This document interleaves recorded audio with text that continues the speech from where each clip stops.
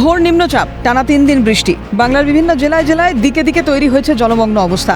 পুজোর মুখে সাধারণ মানুষের হয়রানি বাড়ছে, চরম ভোগান্তিতে বিভিন্ন জেলার বিভিন্ন এলাকার মানুষ।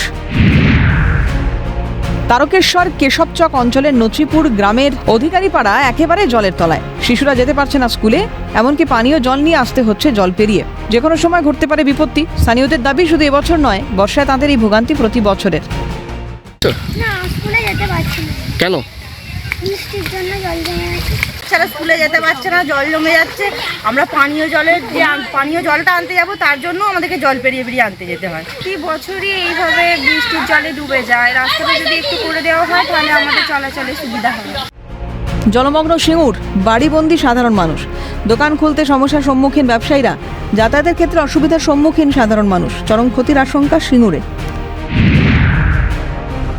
অবিরাম বর্ষণে জলমগ্ন আসানসোলের বিভিন্ন রাস্তা, যাতায়াত বন্ধ না হলেও চলাচল করার দায় হয়ে পড়ছে বলে অভিযোগ পথ চলতি মানুষের। আসানসোলের রেল স্টেশন সংলগ্ন সেতু, জাতীয় সড়ক থেকে আসানসোল শহর সংযোগকারী 5 পুল, জাতীয় সড়কের পাশে সার্ভিস রোডের অবস্থাও সম্পূর্ণ জলমগ্ন। 1 घंटा पानी पड़ने का, आधा घंटा पानी पड़ने से यही अवस्था हो जा रहा है। ये रास्ता की अवस्था को बढ़िया से ध्यान देना चाहिए। और हमारे जो ये पुल है, इस पुल का तो बढ़िया से ध्यान देना चाहिए, ताकि ये हर साल की तरह इस साल भी डूबते आ रहा है। অবিশ্রান্ত বৃষ্টির ফলে জল বেড়েছে কংসাবতীর উপরে থাকা ময়না এবং পাঁশকুড়া সংযোগস্থলের বাঁশের ব্রিজ ভেঙে গিয়েছে জলের তোড়ে। ভাঙা সেতুর টুকরো জলের তোড়ে ভাসতে ভাসতে ভেঙে দেয় অপর একাধিক সেতু। রীতিমতো বিচ্ছিন্ন হয়ে পড়ে ময়না ও পাঁশকুড়ার যোগাযোগ ও পরিবহন ব্যবস্থা। ঘটনাস্থলে যায় পুলিশ। ভেঙেছে আজকে সকালে 7টা, 6:30, 7টা নাগাদ। কি চাইছেন এখন? এখন চাইবো কি, যাতায়াতের রাস্তা তো ঠিক নেই, রাস্তা হলে ভালো হয়। এটা বন্যা জল বাড়ার জন্য এটা হয়েছে। উপরে সাঁকো, রামচুর উপরে যত সাঁকো ছিল ভেঙে আসছে।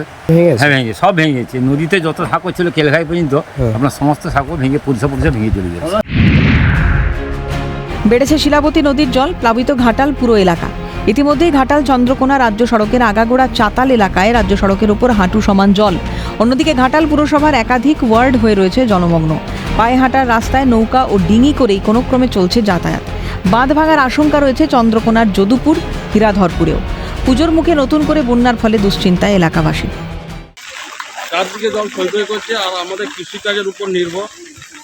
মানুষজন জল পানীয় জল পাচ্ছে না, বা যাতায়াতের জন্য বিদ্যুৎ নেই। সরকারকে আবেদন করব কিছু যেমন প্রাণের কিছু পাওয়া যায় সরকারের তরফ থেকে। বন্যা কি ভয়াবহ হবে মনে করছে? ভয়াবহ করতে, বিরাটই ভয়াবহ। নদীগুলো ভর্তি গেছে, সামনে নদী, উঠতে জল রাস্তাতে উঠে গেছে। ভয়ঙ্কর পরিস্থিতি। পঞ্চগড় নদীর জল ছাপিয়ে ঘাটালের দিকে এসছে, আর শিলাবতীর জল তো যেভাবে পলাশটাপড়ি দিকে এসছে, সেই 21 সালের মতো হয়ে যাওয়ার সম্ভাবনা। সমস্যাই তো নিচুর যে বন্যার নিয়ন্ত্রণ না হলে তো এরকম প্রতি বছরই আকাশঙ্কা মানুষের বহু ক্ষতি হচ্ছে। সামনে পুজো, আমরা বন্যায় ভাসবো আর কি হবে, বাড়ির মধ্যে জল ঢুকে যাবে।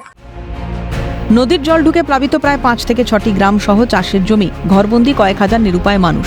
গ্রামবাসীদের অভিযোগ, এখনো পর্যন্ত প্রশাসনের তরফে ঘরবন্দি মানুষদের উদ্ধার করার কোনো ব্যবস্থা করা হয়নি। প্রায় 300-400 বিঘার মতো ধান হবে নি, এমন অবস্থা হয়ে গেছে বন্যাতে। সব ঘরের মধ্যে ঘরবন্দি হয়ে রয়েছে। নিম্নচাপের জেরে লাগাতার বর্ষণের ফলে নাজেহাল ঝাড়গ্রামের রাধানগরের জনজীবন। জলের তোড়ে ভেঙে পড়ে একাধিক বাড়ি। এই বাড়ির অবস্থা, ঘর দুয়ার ভেঙে যাচ্ছে, খেতে পাচ্ছেন, বাড়িতে লোকের বাড়িতে ঘুমাতে যাচ্ছে। বাড়ির ভিতরে জল? হ্যাঁ, বাড়ির ভিতরে জল। টানা বৃষ্টিতে ডুবল ঝাড়গ্রামের গোপীবল্লভপুর 2 নম্বর ব্লকের গোয়ালমারা এলাকার বড়মারা কজওয়ে সেতু। বেলিয়াবেড়া এবং ঝাড়গ্রাম শহরে যাওয়ার যোগাযোগ সম্পূর্ণ বিচ্ছিন্ন।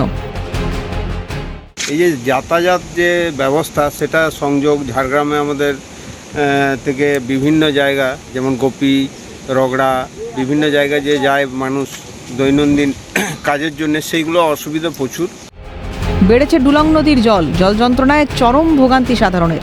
একাধিক ব্রিজ জলের তলায়, সম্পূর্ণ বন্ধ বাস পরিষেবা। বৃষ্টির জেরে ফসলের ক্ষতিতে মাথায় হাত কৃষকদের। খাওয়া দাওয়া ব্যবস্থা নাই, কিছু নাই, খুব সমস্যা, খুব সমস্যা। এইখানটা পেয়ে আরো তো তোমার আছে সব, আরো জামা ওইদিকে তো জল আছে।